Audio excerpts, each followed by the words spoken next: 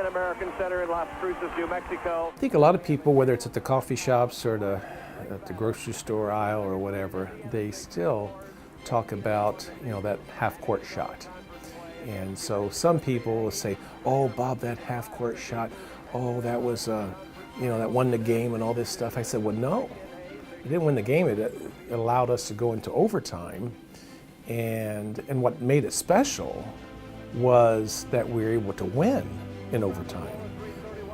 Maybe even a high school team could have beat them in overtime because, when they'd score a basket in overtime, it was just like this, and because that was their somewhat game of the year, and the fans were yelling 18-1, and getting ready to come out on the floor, but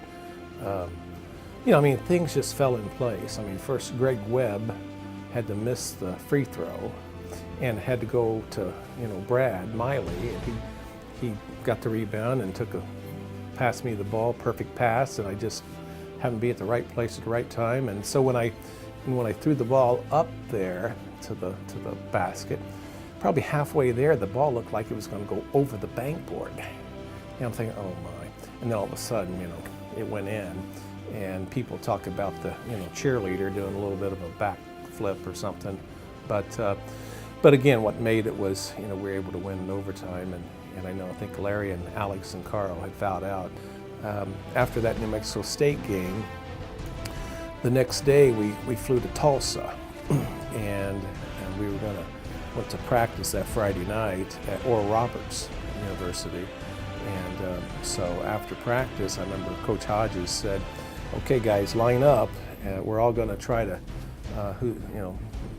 shoot a half-court shot."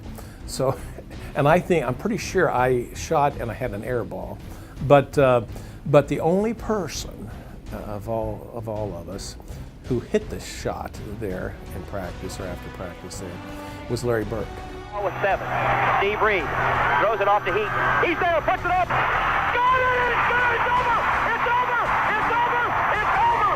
Bobby Heaton has done it again at the buzzer. But I tell you, instead of shooting it with my right hand, I used my left hand, was because I thought Scott Hastings, and I don't know if he was even on the floor at the time, but I kind of thought he was somewhat close to me, and if I went up with my right hand, he would be able to block the shots. When I was a kid, I was in a farming accident when I was 11 years old, and got my left arm caught in a tractor power takeoff shaft.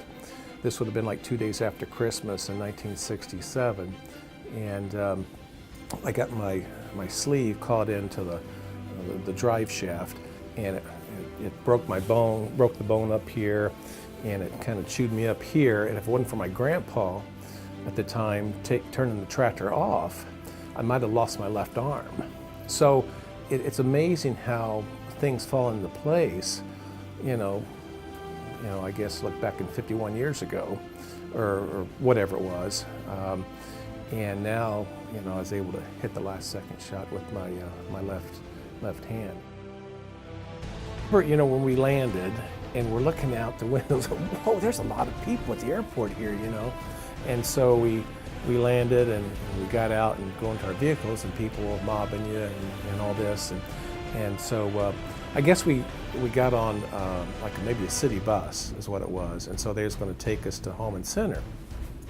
So as the route back to Holman Center, I remember out here on kind of where Fruit Ridge and Wabash Avenue is, they're coming, people are still lining the streets, and and I told Bob Ritter, I think it was, I said, "Tex, I said, we're going to go to Holman Center. You think anybody be there?" Because they seemed like they were at the airport, they were along the street, And so when we got back here to Holman Center, so on the north side, as we're going down that ramp, I'm about, in the middle there, kind of walking down the ramp, I saw the crowd, the people inside there. So, and if you look at the video, I was the very first one on stage. So when I'm walking down the ramp, I kind of hurried up and got the first one in there and got on stage first because I wanted to feel like a rock star. It's like, wow.